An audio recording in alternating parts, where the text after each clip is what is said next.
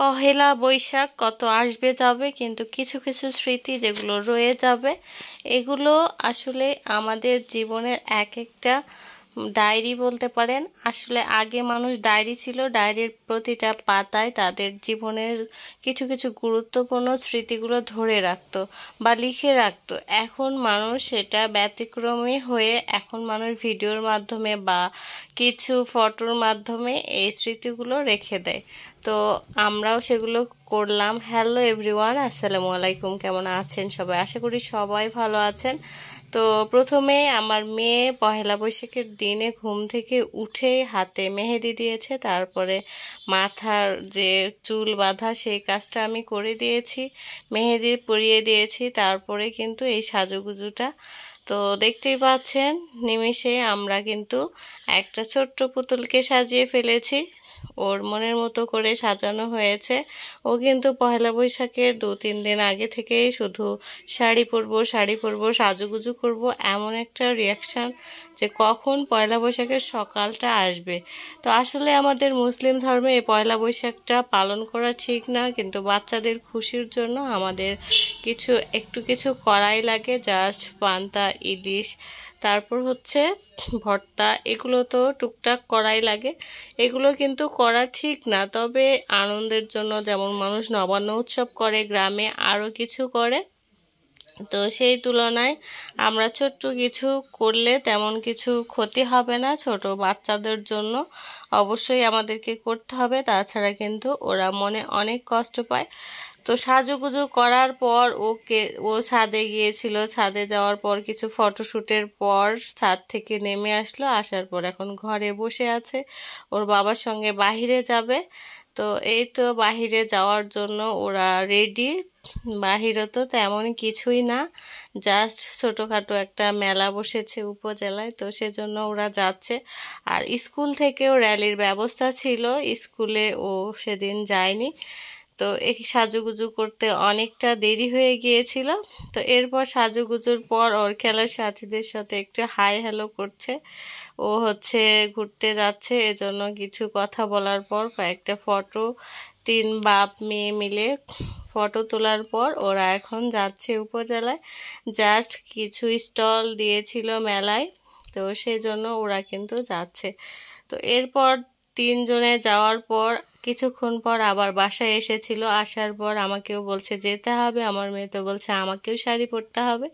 তারপরে ওকে অনেক বুঝিয়ে শুনে, না মা বড় মানুষ, শাড়ি পরলে দেরি হয়ে যাবে, বোরখা পরেই যায়। তো এভাবে করেই মেয়ের সঙ্গে গেছিলাম আমি। একটু যাওয়ার পরে তো দেখতে পাচ্ছেন বাংলা নববর্ষের জন্য অনেক কিছুই করেছে। তো এখানে কিন্তু স্টল দিয়েছে পান্তার জন্য, যে যেটা খেতে পারে, এছাড়াও বিভিন্ন ধরনের কিন্তু পিঠা ছিল এখানে পান্তার সঙ্গে যা যা থাকে। আর এখানে কিন্তু বুটিক্সের কিছু কাজ করা কাঁথা, 3 পিস, এগুলো কিন্তু স্টল দিয়েছিল।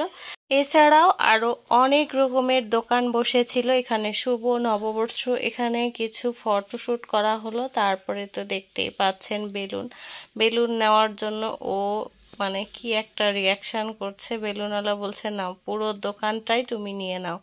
এই তো বেলুন নেওয়ার পর বলছি আমি যে একটু ছবি তোলো, 2 জন মিলে, 2 জনের কেউ কারোর সঙ্গেই ছবি তুলবে না।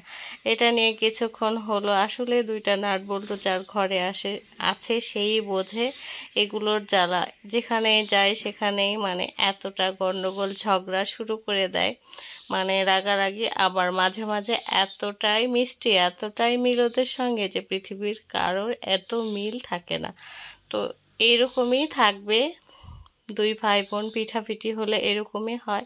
এরপর দেখতে পাচ্ছেন মানে ক্ষুদ্র নৃগোষ্ঠীর যে দলগুলো রয়েছে তারা নাচ করবে, রিহার্সেল করার পর তারা এই যে স্টেজে উঠে নাচ করছে।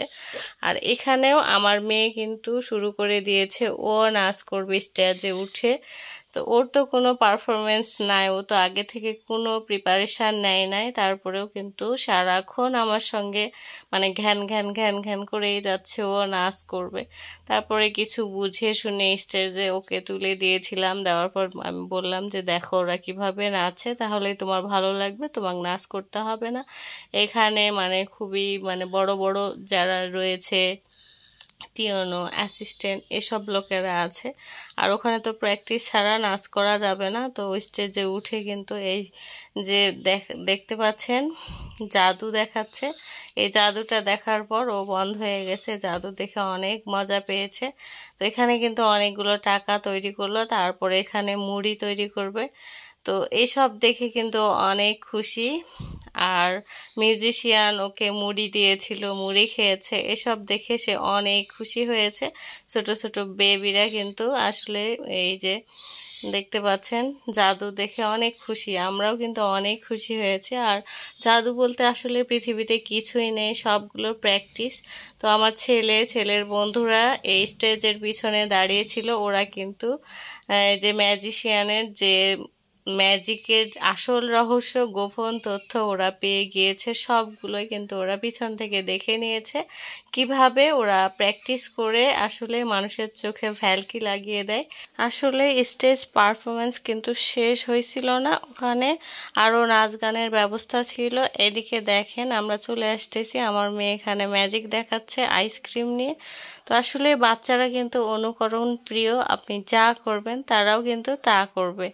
তো তারপরে আমরা চলে আসার মুহূর্তে এখানে দোলনায় কিছুক্ষণ ও দোল খাওয়ার পর দেখেন এখন নাচ করছে, ওর নাচাই লাগবে, এটাই হচ্ছে ছোট মানুষ। তো সবাই ভালো থাকবেন, আজকের মতো বিদায় নিচ্ছি, আবার আসবো, আল্লাহ হাফিজ।